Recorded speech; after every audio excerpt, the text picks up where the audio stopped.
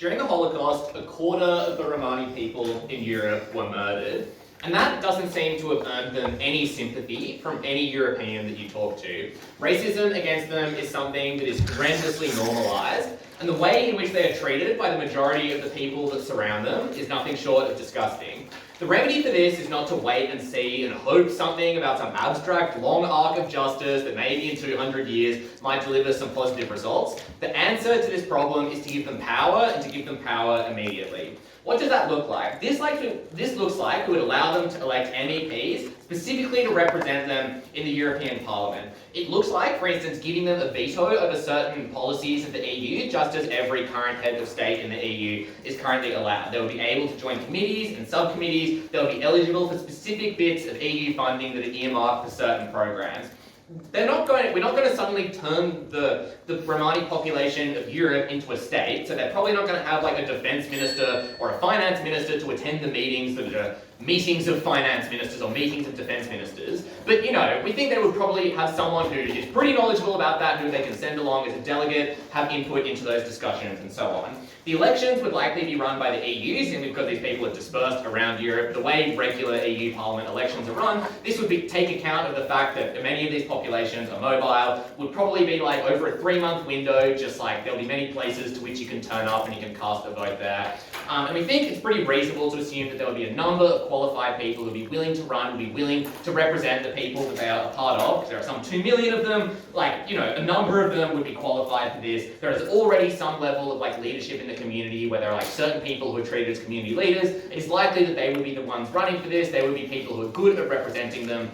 So hopefully this has stopped the debate from turning into a confusing clusterfuck, fingers crossed. 2 points in this speech. The first is why they're entitled to this, and the second of all is why this is practically useful in furthering their interests and protecting them against violence. On the first, we note there are 3 particular reasons why they're entitled to this particular type of power. The first is they're entitled to representation, simply because the laws of the EU have radical effects on how they are. They regulate the sort of products you can make, the way you trade them, the conditions in which you live, and so on. And so because they are subject to that, they deserve a say. And we would note that the current vote that they are afforded right now is simply not acceptable to them. Because, for instance, you might be able to vote in one country, but if you're suddenly, if you're living in another one at a different time, that vote doesn't really apply to you. But also we would note there are many ways in which these people are explicitly disenfranchised. They might have one, say, minor, outstanding misdemeanor against them, which means they are ruled out from voting. But even if they are allowed to vote, it's not like there is anyone that actually stands up for their interests, because it's often the case that they are dispersed enough, they have no critical mass such that they can actually elect someone of their own background, someone who is willing to represent them. And given the sheer amount of racism that they are victims to much of the time,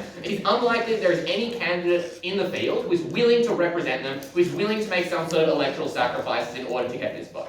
That's why they're entitled to representation, because they need to look after their own interests on the basic premise of democracy. But second of all, we would note that they deserve a particular form of political power as reparations for their powerlessness and their victimization over the many centuries of the past. First of all, because they have been targeted by specific pogroms, such as the Holocaust, as I referred to in my introduction. To protect against this, they are entitled to power to redress their past, the power that has been taken from them in the past. Second of all, because they have been the victims of racism and require this sort of reparation to act as a bulwark against this. But third of all, because they've been explicitly denied political enfranchisement in the past, such that the only just recompense for this is giving them specific political power now. But third of all, the third reason they're entitled to this seat is because this is necessary to legitimize them as a power bloc, to say that these people have protected rights, but also to protect them against state repression. Having them operate outside of the state that often represses them, and having them have a separate seat at the EU is something that is necessary to protect their interests. So, in sum, this principle is important for 2 reasons. First of all, it shows why this simply must be done in the first place. There is no other way to make redress for the past and present wrongs that faces these people. But second of all, it shows why there is political power to enact this specific solution, and it shows why this specific solution is so much more important than other things like monetary repayment or giving them some sort of other political power. Giving them a seat on the EU is the particular way to do this. Before moving on, closing. Yeah, so the reason your principle is important is that it will get good outcomes for Romani people. Do you therefore concede that it is entirely contingent on the rest of the debate? 1, I'll answer that in the second half of my speech. 2, it's just not contingent.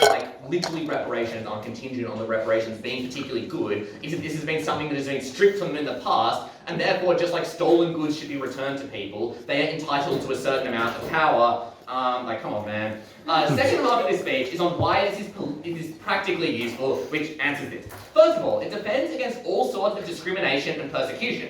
First of all, you can just directly use your EU power. If a state is infringing on the rights of Romani people, you can just use your power to veto things that they want to get through Parliament. You can use horse trading. You can use your vote to push governments to do things and change their worst ways. Second of all, this legitimizes this particular group of people, but also raises awareness of their plight, because we would know that if you give them a particular seat, you give them like a pretty loud, like a pretty high soapbox from which they can complain about particular things that are done to them, from which they can raise awareness of their causes. But third of all, you get access to a large number of apparatuses that are particularly useful in pressing your case. Things such as the ECJ or other sorts of courts in which you can push your case. Whereas right now there is simply no access to it because it's particularly hard to get access to these courts, but also because there is a very minimal amount of trust in these courts that have more often than not been used to oppress these people. Whereas now, if you are working within the EU and you have people on the inside who can explain to people that, for instance, their case would be successfully pushed in these particular areas, it is far more likely that you get constructive engagement that can protect against the horrendous racism and discrimination to which these people are far too often victims. But second of all, you get far, far better economic prospects, and we would note that political power is usually prior to economic power, because you need some apparatus that can defend against expropriation and so on. But also we would note there are just like very particular ways in which you can get cash.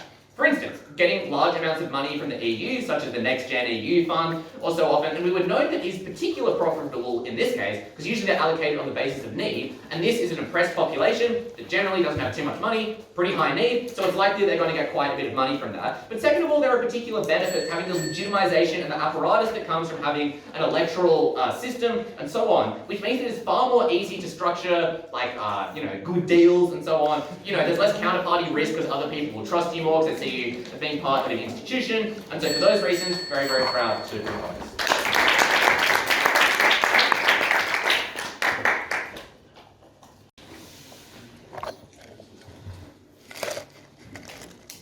Mark notes that this is a population that many people in Europe discriminate against, many people in Europe dislike quite heavily. So their reaction and backlash to giving them a seat, a veto power in the European Union, is likely to be quite harsh from other European countries who do not respect the lifestyle that the Roma people live. Instead, we're going to give you, firstly, a counter-model on what we support instead. Secondly, on why we're likely to get better representation overall. And thirdly, on why this harms other forms of representation outside of the EU. Firstly then, on what we support instead. Because note that opening government and the government bench as a whole to set up Romani representation in the European Union requires quite a lot of fiat to be able to do that. They don't have any state infrastructure, they're not a recognised state within the European Union. So you have to allow people to join when they're not a state. That's quite a big burden for the European Union to overcome. What would we prefer to do with our fiat instead? A couple of things. The first is to say that we would prefer to establish select committees to consult with Romani people on laws and aspects of EU policy that is relevant to them. That allows them to have a seat at the table and a space to get consultation, to be talked to and be in those European Union meetings without ever having to have the vote or veto power that the government gives them. But secondly, using our fiat, we think it would be important to pass laws to preserve the Roma lifestyle. That looks like adding safe spaces in countries that have places for them to stay in traditional areas where they feel relevant, where they feel strong ties to those areas, and making sure that they have passage through there. Clarifying then, this is quite a lot less than the power that opening government gives them, but we think it gives them quite a lot of important representation on the issues that matter most to them, because they get to consult or engage on policy that is important to them and policy that directly affects them, and get specific targeted power in those consultations without having to give them statehood, not statehood, but like state powers in the EU with veto power and like consultation and finances. That we don't think that they are necessarily is the most important engagement for them. That means at the end of that setup point, we're able to claim the principle that opening government gives you on giving these people representation that they so desperately deserve, because we also give them representation in the form of consultation in these committees that is incredibly important to them. No, thank you.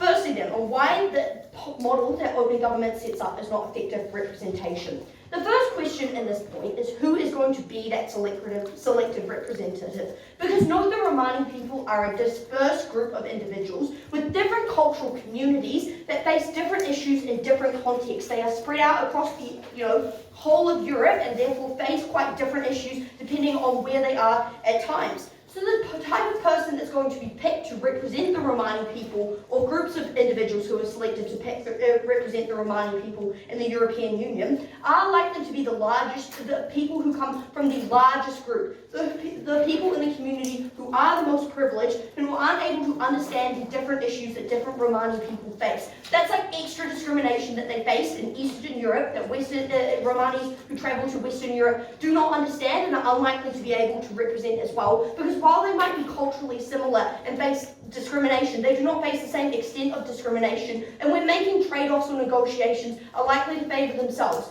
Comparatively, on our side of the house, when we have select committees where we invite swaths of Romani people to make sure that there is large amounts of representation rather than limiting them to voted-in individuals, we're able to get much better representation, make sure we consult with all groups rather than just the most privileges that OG consults with. The next thing to say is that we think that dispersed voting is going to be quite hard to even elect those good individuals in the first place. We think that Romani people are going to have low interest in voting in an institution that has systemically oppressed them, systemically discriminated against them, and are likely to have no interest in backing up sellouts to the European Union who have just gone and become a European shill in a Western institution that doesn't care to them. They're not likely to show up to vote, which means that the representation that opening government gets on their side of the house is not effective, and that means they don't get the benefits that Mark brings to you on being able to get money in and being able to get good money in those crisis funds, being able to veto those good policies that hurt Romani people if they're not helping those most vulnerable Romani people who face the most discrimination.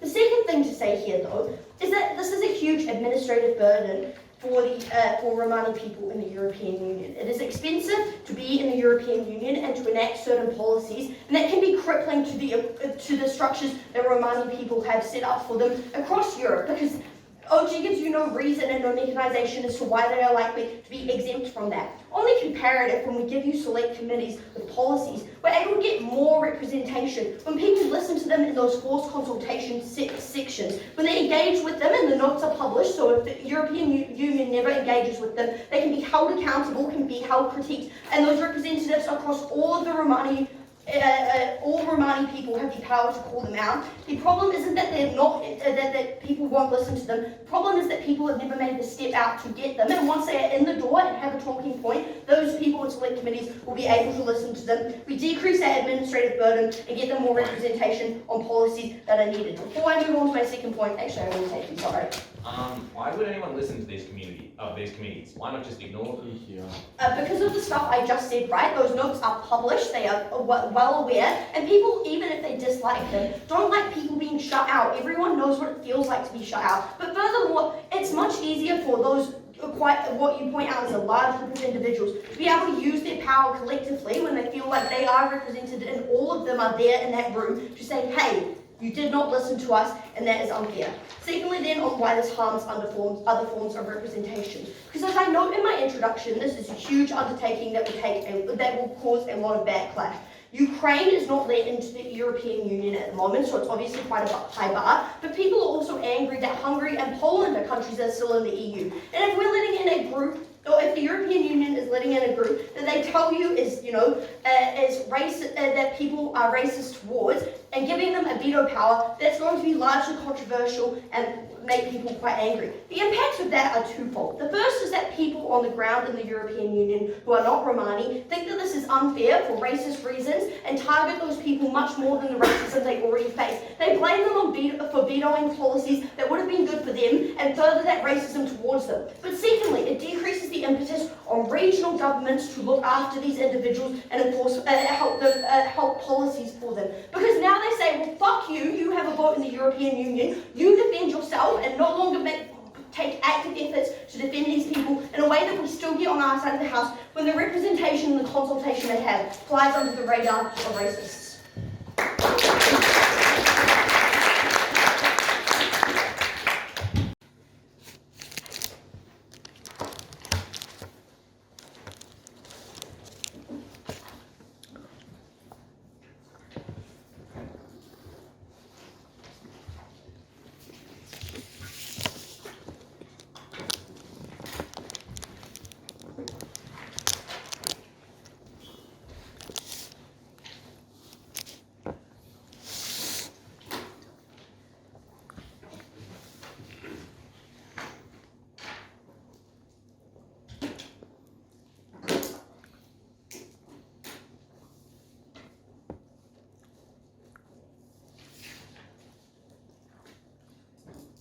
There's a simple problem with the opening opposition case, and Mark points to it. Laws can be changed, committees can be ignored. It is only with full representation, which we contend is earned, deserved, and entirely necessary for the Roma people, you can actually protect their interests and actually get the benefits that are necessary in the debate. I think a good intuition pump for this point is that a mere 10 years ago, the semi-finals set at Euros was that we should forcibly settle the Roma people. That was 10 years ago. The idea that people are just going to listen to the committee because they don't like people being excluded from society is ludicrous in the debate. People committed pogroms against these people in recent memory. They are still discriminated against by every government within the EU. They're often denied the right to vote. They're often forcibly moved from their homes. The idea that anything short of giving them the control over the highest levels of government in the most strongest ways possible would achieve anything was wrong and was wholly insufficient. First thing I'm going to do in the speech is explain exactly why this counter-model will achieve nothing, then I'll address the remaining claims for opening opposition, and then whip all the unresponded to content that we give you. So, why would this not work? Firstly, there is no requirement that you listen to any select committee that is produced. This is a group that people are very unlikely to want to listen to because they're actively discriminatory to the group. They do not believe their interests matter. They do not care about what happens to this group, so they will not listen to those committees. Secondly, parliaments can obviously repeal laws that are set up to protect these groups. Secondly, there's likely to be very significant incentives to do so because these laws are likely to restrict the powers of governments to engage in policies they want to do them. That would be necessarily true for the laws to have any effect. They must constrain current government actions, which means governments will want to get around those laws. And thirdly, the countries which really matter in this debate, which they themselves mentioned, right? Like Romania, Poland, Hungary, countries where lots of Roma people live, are exactly the ones that are famous for contravening EU law and attempting to engage in these kinds of problems. It'd be far more useful to have control over the mechanisms of the EU and, for example, be able to veto funding to those countries if they don't comply with requirements for fair treatment of the Roma people. And instead requiring those countries to just respect the laws that you require them via fiat to put in place in the first case. But lastly, we point out that these laws are just less useful than obviously the mechanisms we provide. For example, just a veto power over funding or the actions of the EU as a whole. But lastly, we point out that obviously we could also just do these things, right? Like once you have control over the EU, once you had leaders there, they could also set up a select committee and refer to that committee. There was no reason why we had to elect one person who would then claim to be the bastion of all knowledge about Roma people and merely only represent the facet that they knew. Obviously there'd be incentives for them to do outreach to other groups of people, to have committees, to refer to other groups, and to engage in broader representation. So that benefit is entirely non-exclusive and in fact is very likely to only occur on our side, which is why that is wholly insufficient.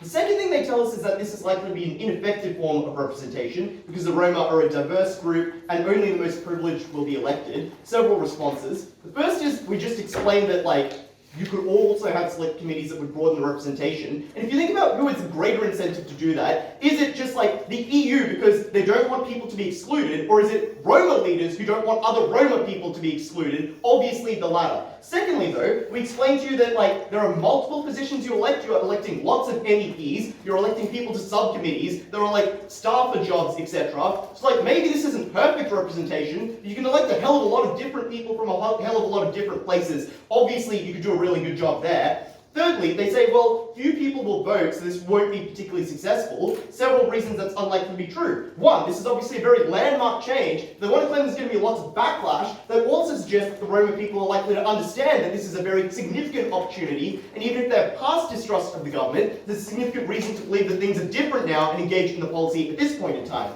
Secondly, this grants actual power, really significant power via veto, which is exactly why people are likely to vote, because they know this will make a difference. Thirdly, obviously over time there's a normative shift as you get success and protections for the Roma people, more people will vote, more buy-in will occur, and this gets significantly better over time. Lastly, I just want to point out that even if you believe that counter-model does anything and they get some form of representation, they fail to respond to the other components of our principle which we give you. It was not just about representation, which I've already established we do significantly better. It was about reparations, which we explained, for example, mean specifically giving them political control, not just having consultation with them by select committees, not just protecting them by laws. It was giving them control for the control that was ceded in the past. And the fact that they've been denied representation in government or the right to influence laws themselves. They didn't just need to be protected, they needed to have power itself, and that was only something we gave. Secondly, we explained it was about legitimacy, and giving them veto power, giving them an enshrined status within the EU is very different at legitimizing them as an important part of the human race that needs to be respected, versus as merely providing protection for them, which is why that was all wholly insufficient. We get significantly ahead there on the principle that's had vastly insufficient response. Does anyone have a POI? Nope, thought so. Okay. Onto the principle, onto the practical arguments as to why we get significantly better protection for these groups. The first thing I want to deal with is just the claim that there will be significant backlash as a result of this policy and bad things will happen. Firstly, obviously, to the extent that they want to do anything to help the Roma people as well, that will also attract backlash, so that is entirely symmetric. Secondly, there are a range of reasons why this backlash is probably not a big problem. Firstly, in general, when progressive policy occurs, when you have quotas for women in Parliament and so on, it's unclear that there was huge amounts of backlash that occurred as a groundswell to that meaningfully impacted the lives of people. Secondly, to the extent that this backlash manifests, the Roma people are now, one, far more able to resist it for the reason that they have mechanisms to protect themselves, but two, we would say that it's often unclear that this would be noticeable as a backlash, considering the level of oppression that the Roma people already currently face. It's hard to imagine in many instances that escalating in any way, so we'd be very willing to cop that harm. What were the reasons we told you that this would get significantly better? Mark does a very good job explaining why this would provide a range of legal mechanisms and legal avenues to protect yourself, but I think the most important one that Mark emphasizes is the fact that often, even when these avenues exist already, like you can already go to the European Court of Human Rights, the problem is that you don't understand how to access that court, you don't believe the court will represent you, and you don't feel like these institutions give a shit about you. Now you have people whose specific job is to assist Roma people in accessing those institutions. You now know that people from your own community are in these institutions, sit on these courts, and represent you in those bodies, so you're far more likely to be able to access mechanisms that already exist, but additionally Mark provides a range of new mechanisms. The second thing we point to is that there's a range of avenues to engage in economic development as a result of this policy. You gain access to EU funding, like for example the raising of common debt through bonds like the Next Gen EU scheme that exists now, but also just the fact that the EU in general taxes people and raises money and distributes it often on the basis of need, which the Roma people would have significant access to. So incredibly proud to govern.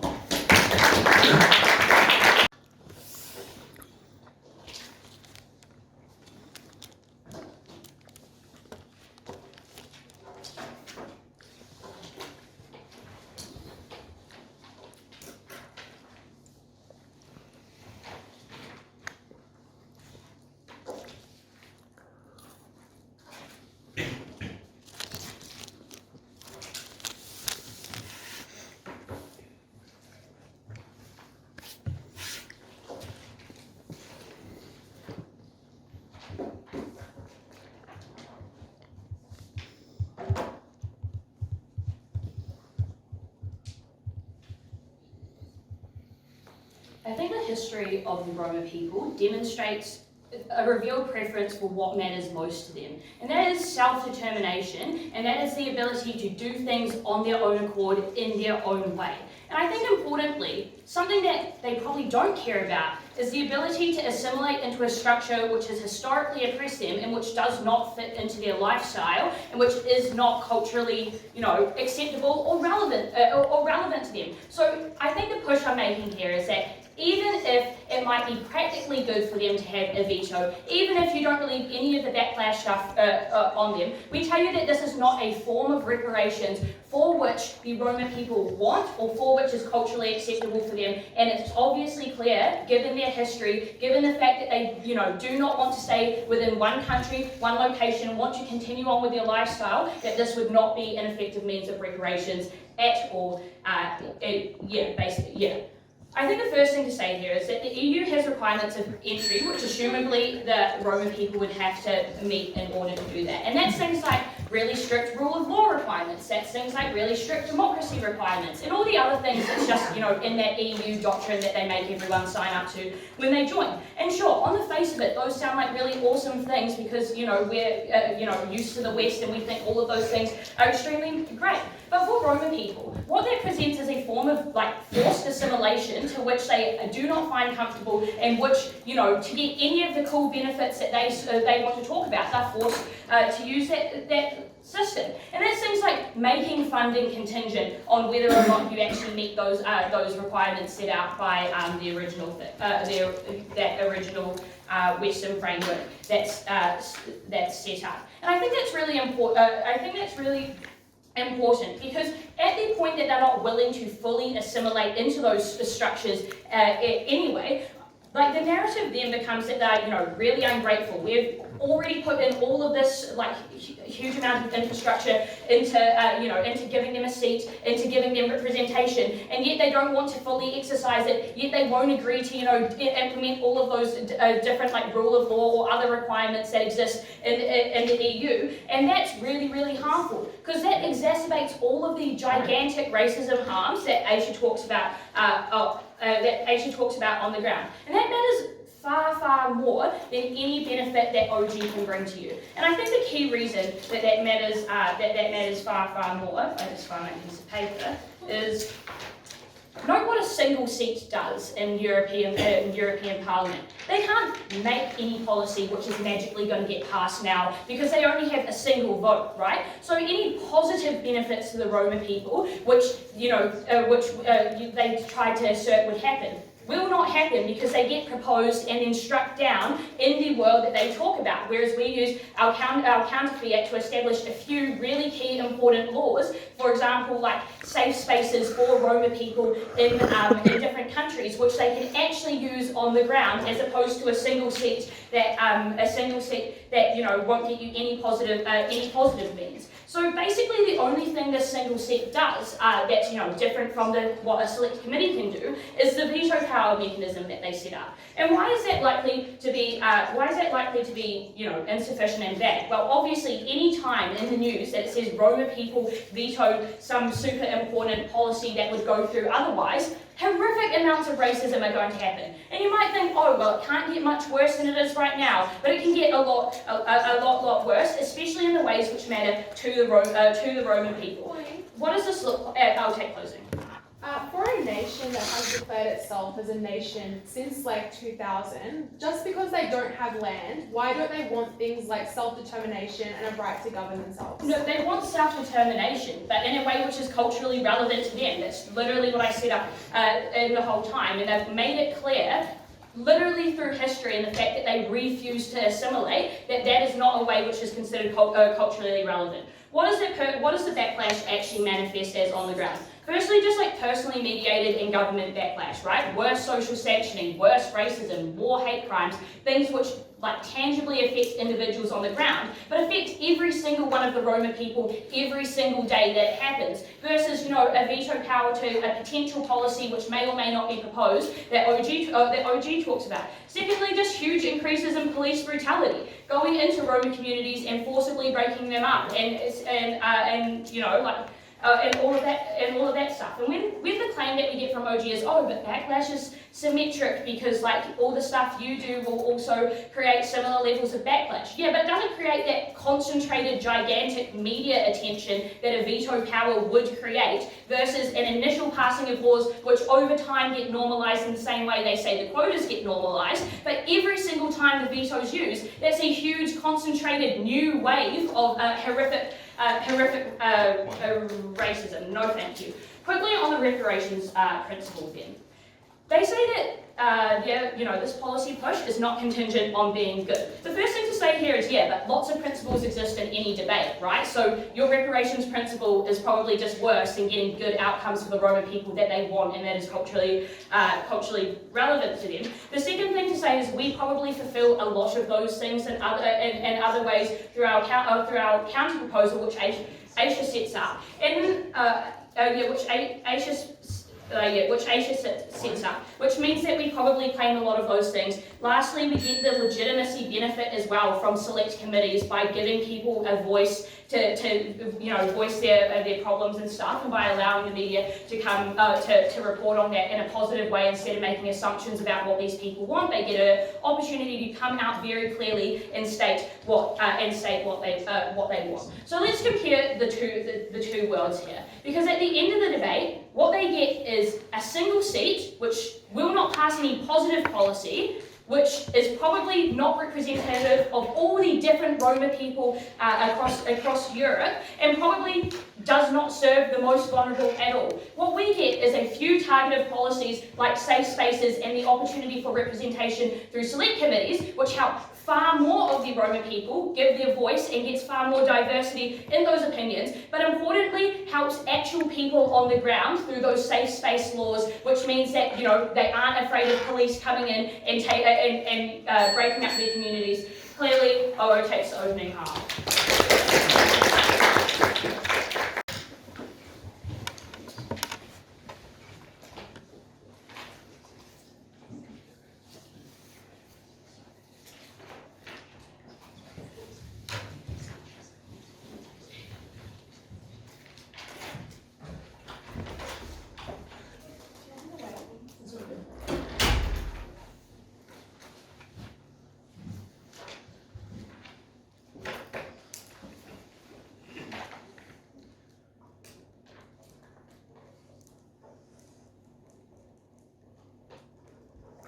When a population of 12 million people that had equal historical ties to the European land, that had equal, rights and things that bonded them as a nation, that had a flag, that had an identity, and that had common plights, were denied the role of statehood that is granted by giving a seat to somebody within the European Union, that was a world that we ought fix, not only because it would offer them some protections and practical benefits, but because it would be better for everybody within the European Union on the whole.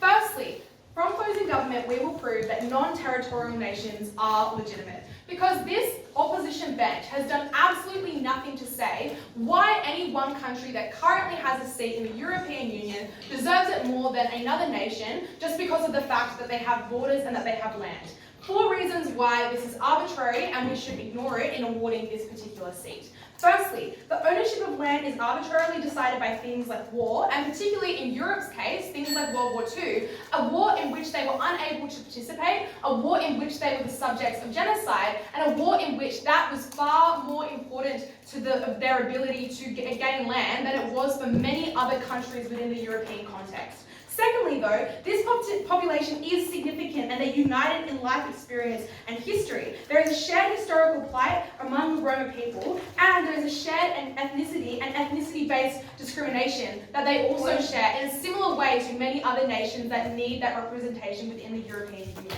Thirdly, they have things like international conferences with many countries in attendance. They have organised international events and foreign relations in the same way that other nations do. Fourthly, Romani aren't just a subset of the Czech population or any other subset of any European population within Europe. They are their own population, they are unique, and therefore they are fundamentally not well suited to being subsumed through those political leaders just because they listen to a fucking council of their opinions that would suggest that they are a subset of the population, but that is simply not true in this debate. The impacts of this point are clear. Many Europeans can relate to the plight of shifting borders and of the unclear fact that nationalities and national identities and nations exist even when other things like war take place. Heaven forbid, if Ukraine fell, there would still be a population of people who are Ukrainian, and it would still be beneficial for a lot of people in the world to recognize Ukrainians in things like international votes, because that would be better for a lot of people involved in this debate. But secondly, this won't lead to backlash, which OO never mechanized beyond the idea of racism that doesn't exist. It actually makes it easier to deal with the difficult political handgrave that the Romas currently represent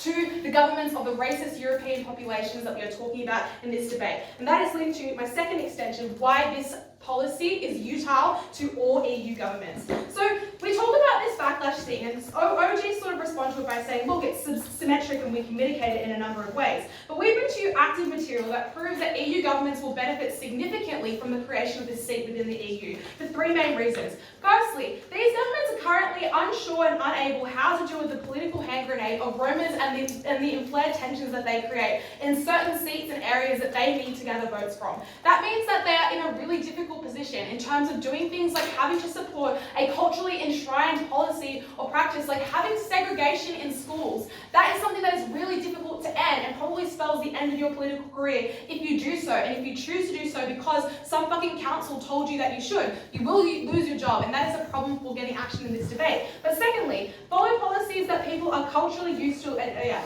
I already talked about that.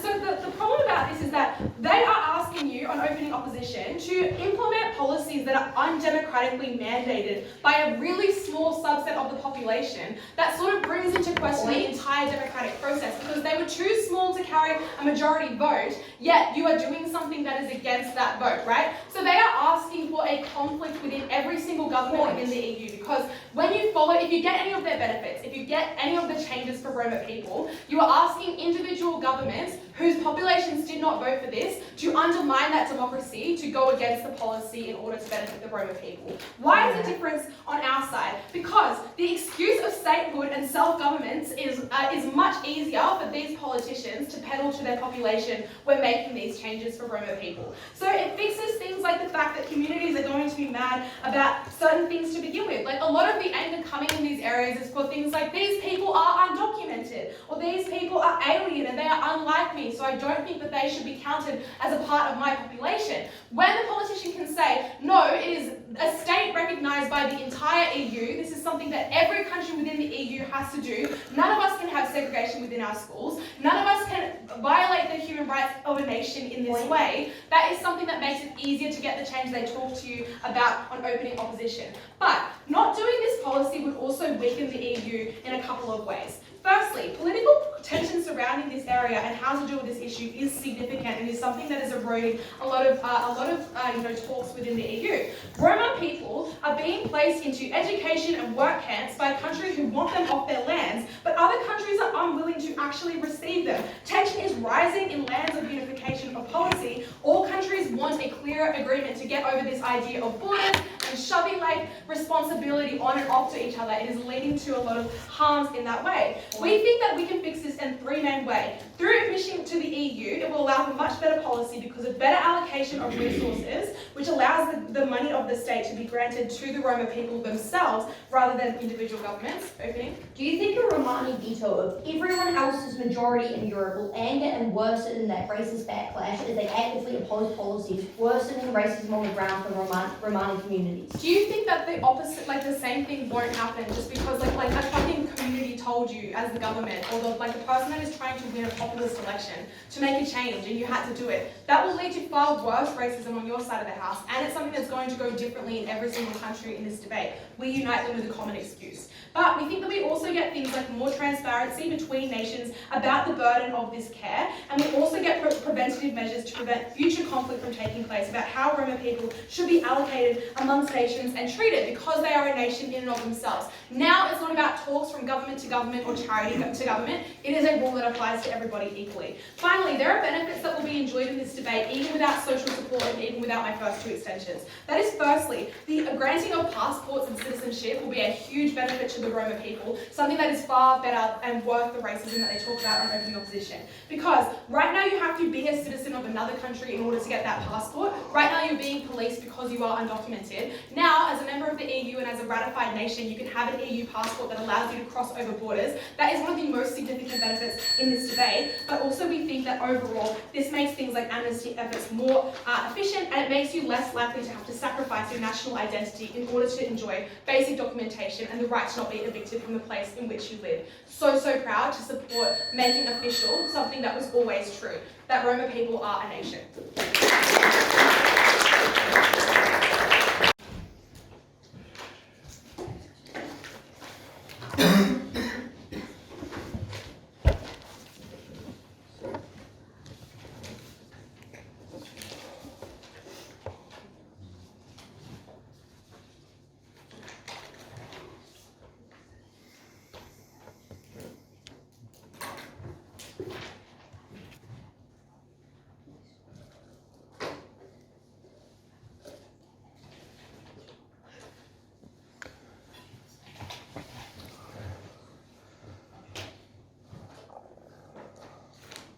We can conceptualise of individuals as being part of a different ethnic group to us, but still as a part of our state, but still as a part of the group of people for whom we have a responsibility to care. That goes away at the point where there is a global, or not a global organisation, but a European organisation that is responsible and that those individuals, those Romani individuals, are a part of. You are no longer likely to think of them as being Romani, but still also being a part of your individual state, because there is literally a legal construct that says even where they live in my state, even when they live in my state, they are still different. And that makes it much harder in states in which there is sympathy for Romani people, there is growing sympathy, for us to get them the far more important sets of democratic rights. That is the right from the governments of the countries in which they live. That'll be my first point of extension. Why it stops them getting enfranchisement in the states in which they live. Note here, Roma people move around, but for a large number of Roma people, they do not necessarily move from state to state all of the time. They often stay in particular patterns of migration around a particular state. And that means that there is a world in which these individuals are enfranchised to various degrees, whether that looks like full levels of enfranchisement or just better rights within those sets of states. Why is it that there are some movements for enfranchisement? First, there are some sets of social movements who care about disenfranchised people, and for instance, things like migrant workers, and that naturally overlaps with Roma people. Second, to some degree, people do have empathy towards people. They meet them, they interact with them in their lives, and that means that they are likely to have some degree of empathy. Third, there is to some degree a belief that enfranchising them and giving them a set of rights would mean that they behaved in a way that was more in line with that state, and that meant that they would no longer do the things that were found objectionable. I note this isn't in every state, but it is certainly in quite a number of states. I'm going to bring you an extension later about the states where they aren't at all enfranchised, but there are a set of states where they have an opportunity to be enfranchised. Udai. Yeah. Your extension requires 1, any country to actually view the Roma as part of their country, which they don't. 2, the Roma to want to be a part of that country rather than their own nation, which they don't. And 3, your benefits outweighing the ones we already provide, which they don't.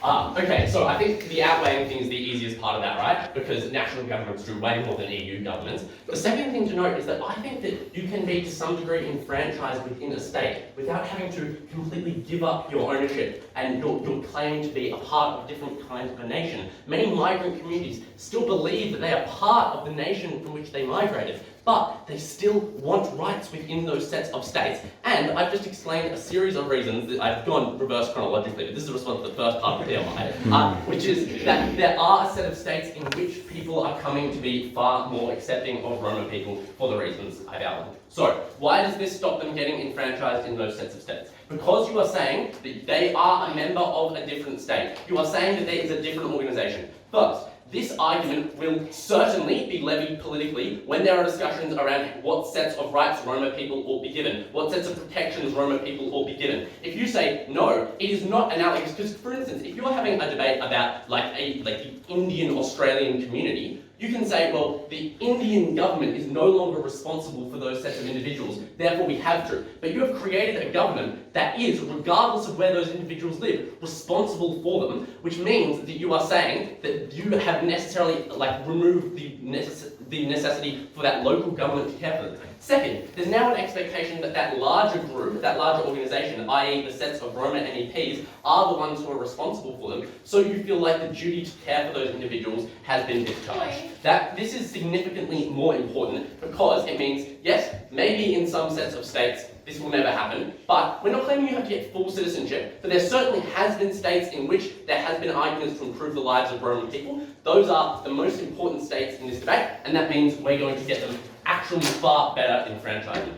Second extension, in states where they are super discriminated against, this will allow and give a rationale for doing a set of things that makes their election far worse. What do you need to run an election? You need things like voter rolls. You need things like records of where individuals live. Why does this not happen under the status quo? It is for the reason that if you start going around making lists of people and identifying them, quite clearly, people are going to twig that you are doing something massively oppressive, right? Like the rest of the European Union is going to place sanctions on you. They would probably kick you out of the European Union for doing something that is like plainly completely evil and against a set of people's human rights. Whereas, if this happens, you can then say, well, I am creating a voter roll so that they can be enfranchised. That allows you to do things like keep lists of Roma people, and the harm of that is enormous. That means you can do things like send police into Roma communities because you are always aware of where they are. It means that you can do things like issue arrest warrants against people of Roma background. And no, this would not get the similar amount of backlash as the creation of the voter rolls would in our side, for the reason that it's not clear you're doing something wrong. Like, you arrested an individual, you would say we arrested them because they committed a crime. If you create a big list of individuals for no reason, pretty clear what it is that you're doing, and that makes the oppression of Roma people far, far worse. Government bench might say, well, these individuals are just unlikely to sign up to those voter rolls, but first, I would suggest they probably will to the extent that they want to be involved. Second, they might be coerced into doing so. And third, if you concede that, it deletes government bench's benefit, because then they are not signed up, they cannot vote, they cannot get that enfranchisement. Final piece of extension, why do you get worse rights for sets of EU workers within your country? There is a political debate about what set of rights migrant workers from other EU states should have access to. That's things like access to healthcare services, that's things like access to education, that's things like their sets of standing and protections in your domestic courts. I know that at the point where you create this representation within the European Union, that then makes the Romani individuals part of an EU state and therefore EU citizens within your country. That therefore means that when you extend worker rights to migrant workers from other EU states within your country, you are therefore necessarily extending them to Roma individuals. And obviously, the degree of rights that you're likely to grant to sets of individuals is contingent on the degree of sympathy that you have for those individuals. And for all of the racist reasons the opening government represents, at the point where giving EU migrant workers rights means you are giving rights to Roma people, you are definitely not going to do that. The Roma people and the fact that they are getting rights will dominate the debate about how many rights EU migrant workers should have, because they are the individuals who people have the most hatred against. It will certainly be weaponized against movements that says we should not give rights to EU migrant workers, noting there's not currently a lot of political capital for these migrant workers. And the reason this is so important is, first, it affects a much larger set of workers than just the Roma people, much larger vulnerable stakeholder, which is sets of migrant workers. And secondly, it means that your benefit is diluted as well. Because you can simply say, yes, they're members of the EU, but we can still mistreat them. It's just that now we have to throw the baby out with the bathwater and remove everyone's rights.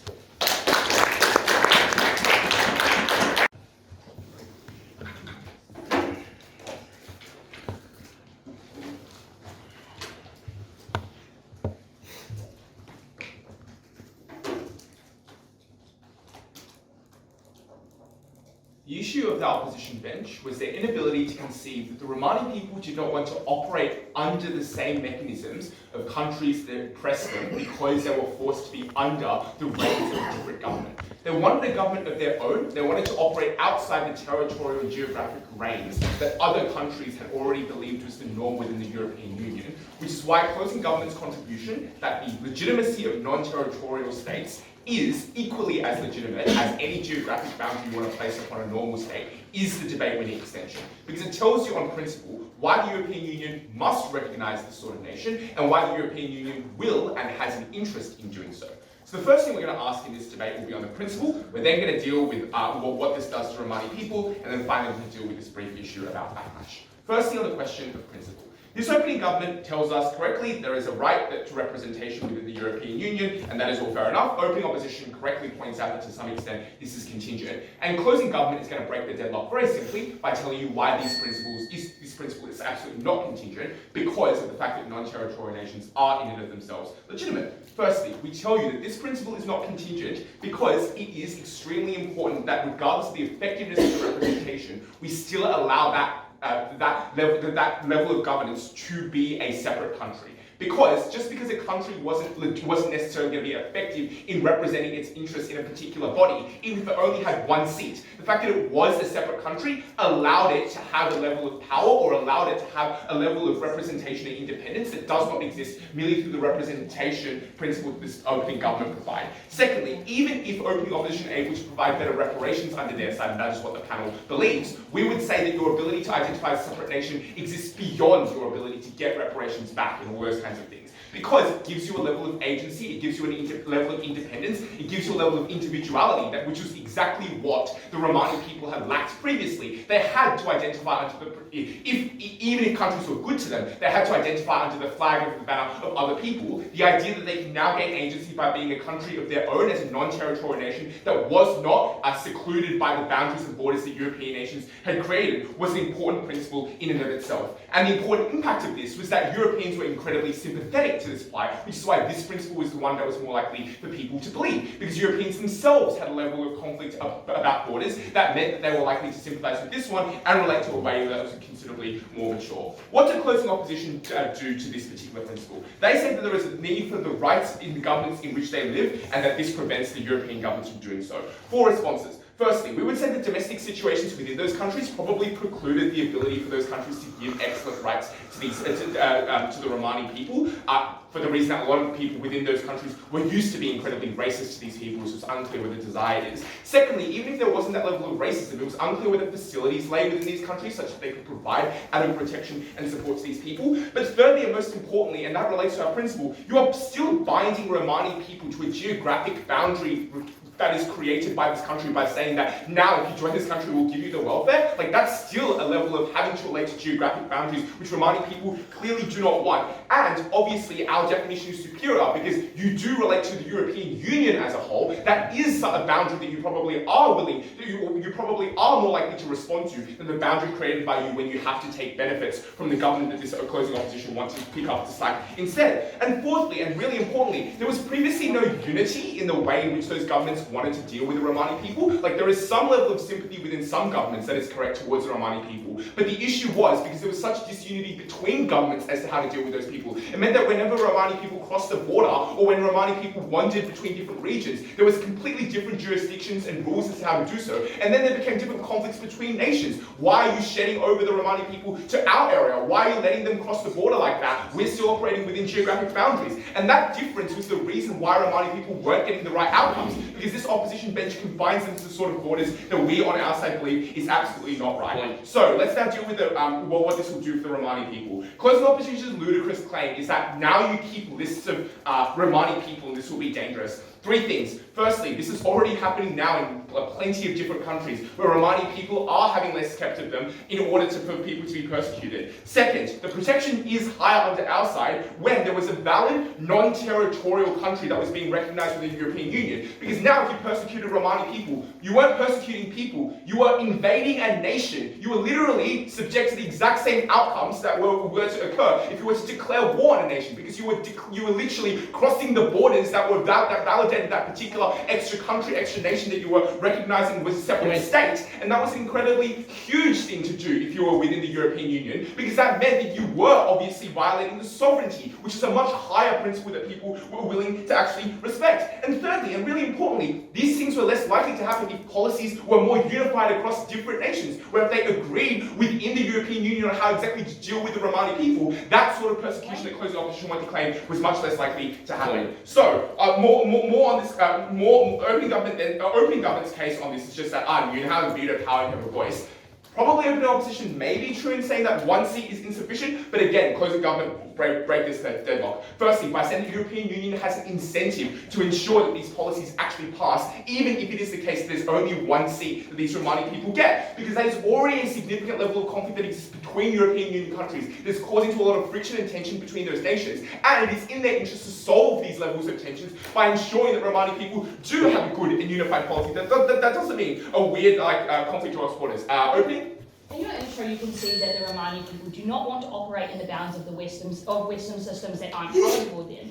Given that the EU represents the conglomeration of the states who are oppressing, is it not better to pass a safe space law which helps people on the ground than a vague notion of representation which we get to? No, because they still want to unify as one single entity is the first response. Secondly, it is totally unclear why that is at all comparative with the fact that without these protections, they would just be incredibly oppressed to a huge extent, which they are in the status quo. So you're not solving any of the problems that you guys want to claim on your side. And we are. Closing government also tell you that it's incredibly important that people have passports from the European Union that allows for levels of mobility. So for example, if you are not being treated sufficiently well within a particular geographic area, you could just move freely to another one as allowed by the European Union. And that level of unified policy, but also your ability to freedom of movement within those areas is an incredibly important outcome to the Romani people, which answers the exact question of what they want because of the oppression that has been dealt on them in the past. And finally, this brief point about backlash, we don't care. Like, the idea that people will have backlash is obviously true to some extent,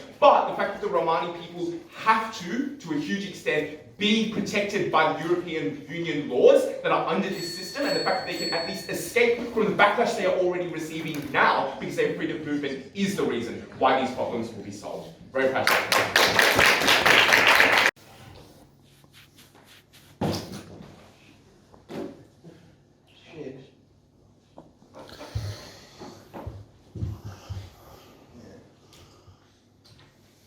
Alright, cool. Starting in 3, 2, 1. I'll do two things in this speech. The first thing I'll do is explain why the responses we get from that government lead speaker are inefficient to defeat our extinction. The next thing I'll do is explain why the extinctions that Matt provides win the debate. What are the extinctions we get from that government whip speaker? There are broadly 4 ones that are worth talking about. The first is that the domestic political situations in countries means that actually, no, I'll start with a better one, because Matt wrote these and I can't read his writing. I'm just being honest. The main one is like, states don't have the capacity to help these individuals. But like, obviously they do, and the extension that Matt provides is there's currently a large degree and questions over what types of rights should we provide these individuals, what sets of access to things like healthcare should we provide to these individuals and to these groups. So obviously it's not a question of whether or not states have the capacity to do this, it's about whether or not they are willing to do this. And Matt explains why it's incredibly easy for ultra-right-wing governments, or governments, no, I'm just not going to be able to answer it.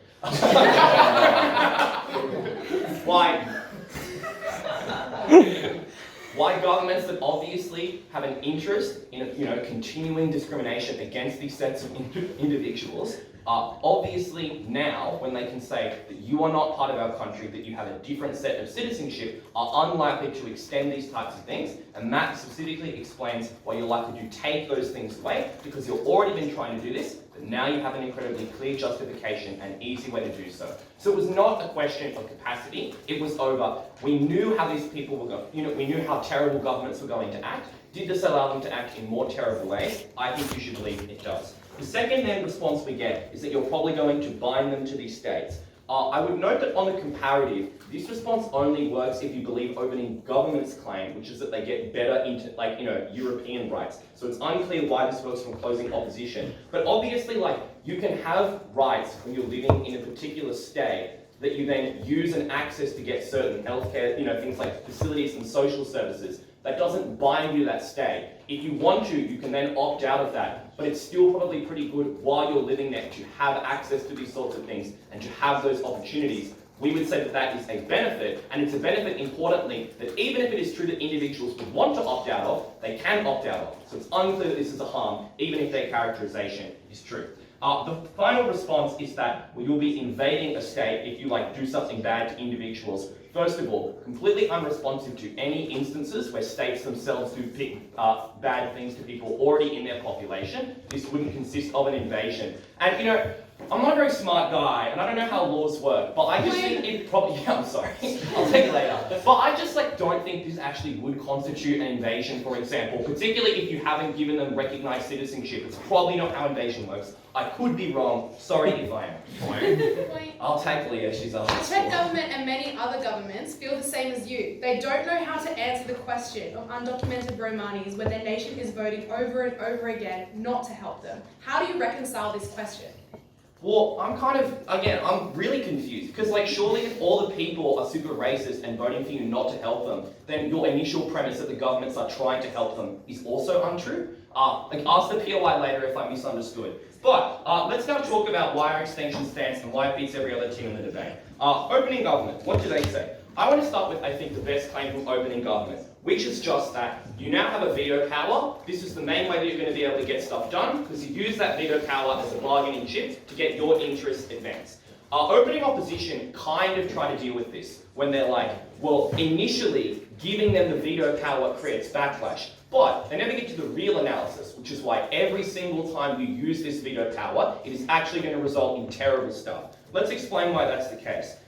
It's just for the simple reason that the majority of these people, as everyone seems to agree on, live in Eastern Europe. That means that the most sympathetic types of states are probably Western states who have the least ability to go into these areas and to do things. That necessarily means the types of restrictions they will impose will be things like tariffs or trade embargoes, will be disagreements in EU forums. And obviously that's really bad for governments that are incredibly racist or discriminatory, because it means that they can generate a huge amount of rhetoric against how specifically these individuals are using their votes in the EU to cripple a country. We should, it obviously incentivizes really racist people to go out and do terrible things against these communities. So even now the trade-off in the debate becomes do you want to get a marginal amount of a benefit, which might be like trade and tariff embargoes placed on a country that probably, as a Romani person, doesn't actually affect you in any particular way, with the trade-off then being that everyone in your country is probably discriminating against you more because you exercising your veto power is now seen as an active threat to the country. That means people are far more incentivized to go out and terrorize you. Opening up. There are a variety of mechanisms beyond the veto we point to, such as European courts, such as funding control, such as the Executive Council of the EU. Obviously, the Romani wouldn't do things that would result in backlash that was bad for them. They could pick the mechanism that was appropriate and would not cause that problem. Well, I think that all the same analysis applies, which is to say that any instance where you use your power in the EU to somehow stop a government from doing what it's doing or take resources or agency away from that government because you're trying to, limit the extent to which they do bad things. All the same analysis still applies, but equally didn't understand a lot of it, so maybe I was wrong. Cool. I think obviously this gets over opening opposition just for the reasons that a lot of the way that they contend in this debate is to say that they have fiat to do better things. Unclear why any of that, sorry, I don't want to reply. Our extinction doesn't really rely on any of that fiat stuff happening, but more importantly, we explain why active discrimination is likely to occur as a result of this, policy being implemented. That explains why even opening government's case at their best is likely not to work. Quickly then, on closing government. The principal sort of claim that comes out of closing government and opening government, I think largely is wrong for two reasons. The first is just that if you don't get sufficient representation, which our extension explains that it gets taken away from you, then obviously you don't fulfill that principal burden. But additionally, obviously there are different types of representation, and Matt explains to you why the type of representation that would be taken away would be the representation that would provide you with the most agency. It would be the representation within the country where you're probably living that gives you the most amount of control over things that directly affect you. So I would then suggest that if it is a trade-off in this debate about which types of representation are better, you ought side with the team that gives you the principled representation that's likely to help you the most. For those reasons, vote CO.